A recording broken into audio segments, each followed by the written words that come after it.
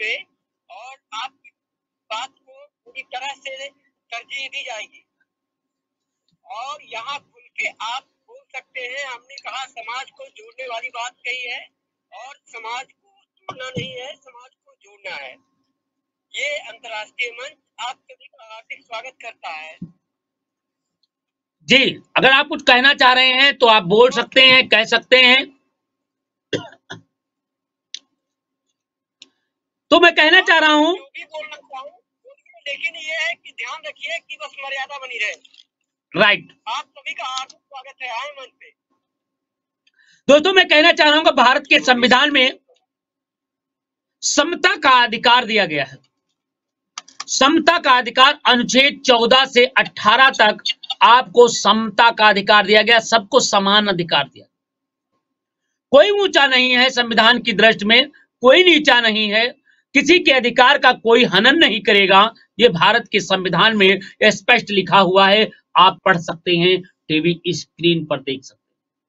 आपने देखा है कि भारत का संविधान है, हम आपको भारत के संविधान की प्रति दिखा रहा हूं। इसमें स्पष्ट लिखा हुआ है कि किसी भी कोई भी बंदा किसी भी अधिकार का हनन नहीं कर सकता है। ये किसी के बाप की बपौती नहीं है। भारत का संविधान देश का सर्वोच्च स्थान है, इसमें किसी का कोई भी शोषण नहीं कर सकता है, इस किताब में लिखा। और ये मैं बताना चाहूंगा, जब किसी के अधिकारों का हनन हो तो कृपया इस किताब को आप खरीद लीजिए और अपने पास रखिए। बताइए कि बाबा साहब अंबेडकर ने हमें अधिकार दिया है। इसी पे सरकारें बनती और बिगड़ती हैं। अगर आप इस संविधान की बात करेंगे तो कोई भी बंदा आपका बाल बांका नहीं कर सकता। मैं बताना चाहूंगा, सुनिए जरा। अनुच्छेद 14 में विधि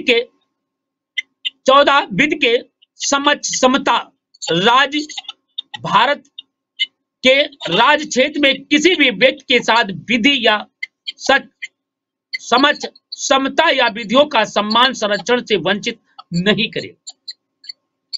वह राज्य व सरकार चाहे जहां भारत के कोने कोने में रह रहे हो, उस क्षेत्र में आपका शोषण नहीं कर सकती है, आपके अधिकारों का हनन नहीं कर सकती है। ये आपके भारत के संविधान में स्पष्ट लिखा हुआ है।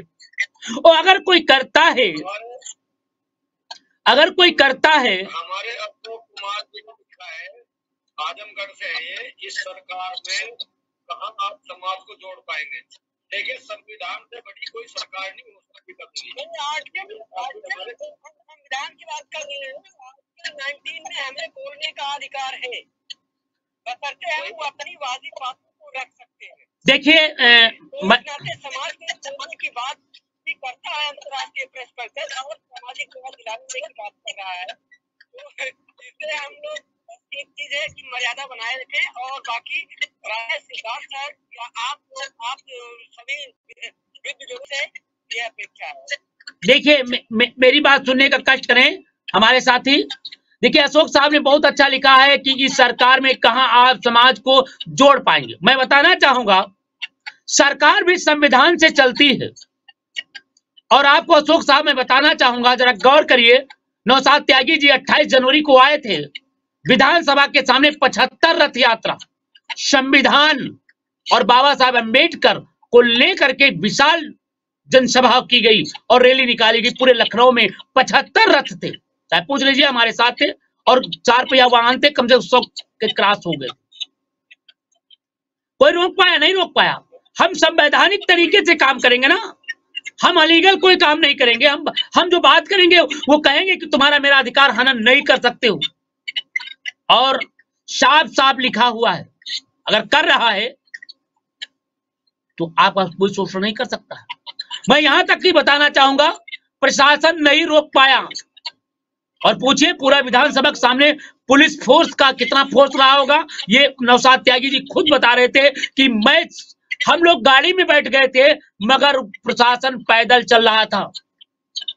प्रशासन के लोग पैदल चल रहे थे, हमारे साथ वीडियो भी है, न्यूज में भी चले हैं। प्रशासन के लोग पैदल हमारे साथ थे, क्योंकि संविधान का हर कोई जो है, जो भी वो सरकारी हो या किसी भी महकमे का हो, संविधान से अलग हटके नहीं। सरकार कोई संविधान से बड़ी नहीं होती। जी,